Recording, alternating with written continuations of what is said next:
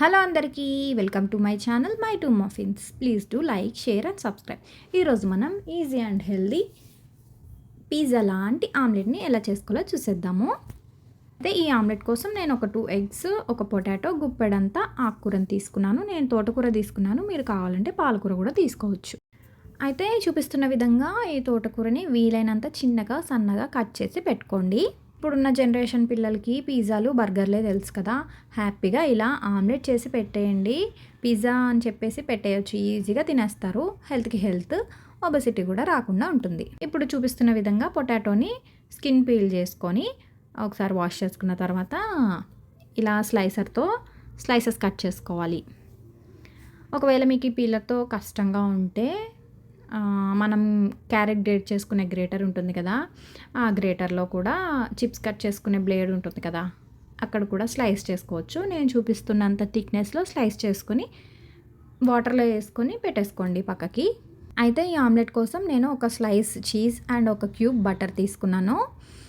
ఇప్పుడు ఒక బౌల్ తీసుకొని అందులోకి 2 ఎగ్స్ క్రాక్ చేసుకొని బాగా బీట్ చేసుకోవాలి. అందులోకి మనం జనరల్గా ఆమ్లెట్కి ఏం వేసుకుంటాం, స్పైసెస్ వేసుకోండి. కారం, ఉప్పు, పసుపు వేసుకున్నాను నేనైతే. మీరు కారం ప్లేస్లో బ్లాక్ పెప్పర్ పౌడర్ వేసుకోవచ్చు. మీరు ఈ ఎగ్స్ని ఎంత బీట్ చేస్తే అంత ఫ్లఫీగా వస్తుంది. వీలైనంత ఎక్కువసేపు బీట్ చేసుకోండి, నురగ బాగా వచ్చేంత వరకు. ఇప్పుడు అలా బీట్ చేసుకున్న దాంట్లో మనము కట్ చేసి పెట్టుకున్న తోటకూర లేదంటే ఆకుకూర, మీరు ఏ ఆకుకూర తీసుకుంటారో ఆ ఆకుకూరని వేసి బాగా మిక్స్ చేసి ఒక 2 మినిట్స్ దానికి రెస్ట్ ఇచ్చేయండి. అదే టైంలో మీరు కూడా రెస్ట్ తీసుకోండి, ఎందుకంటే బీట్ చేసి చేసి హ్యాండ్ నొప్పి వస్తుంది కదా అందుకు. అయితే ఈ ఆమ్లెట్ వెయిట్ లాస్ అవ్వాలి అనుకునే వాళ్ళకి కూడా బాగా యూజ్ అవుతుంది. ఎందుకంటే ఒక 2 to 3 స్లైసెస్ తినేసరికి కడుపు నిండిపోయినట్టు అనిపిస్తుంది. ఇప్పుడు ఒక ప్యాన్ తీసుకొని అందులో బటర్ వేసుకొని అది మెల్ట్ అయ్యేంత వరకు ఉండి, ఇప్పుడు మనము స్లైసెస్ చేసి పెట్టుకున్నాం కదా పొటాటోని, అది ఒక క్రస్ట్ లాగా ఫామ్ చేయాలన్నమాట. మనం పిజ్జా లాంటి ఆమ్లెట్ అనుకున్నాం కాబట్టి పిజ్జాకి కింద క్రస్ట్ ఎలా ఉంటుంది, ఒక లేయర్ ఎలా ఉంటుంది, ఆ లేయర్ ఫామ్ చేయడానికి ఈ స్లైసెస్ని యూస్ చేస్తున్నాం అనమాట.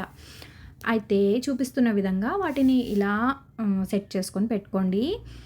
కొంచెం ఉడికించాలి, మూత పెట్టి ఉడికిన తర్వాత దాన్ని ఫ్లిప్ చేసుకోవాలి. ఫ్లిప్ చేసుకునే సీన్ నేను రికార్డ్ చేయడం మర్చిపోయాను. సో దాన్ని ఫ్లిప్ చేసుకున్న తర్వాత మన ఎగ్ బ్యాటర్ ఉంది కదా, దాన్ని వేసేసుకోండి. అలా వేసుకున్న దాన్ని ఒక 2 to 4 మినిట్స్ ఉడికిస్తే సరిపోతుంది.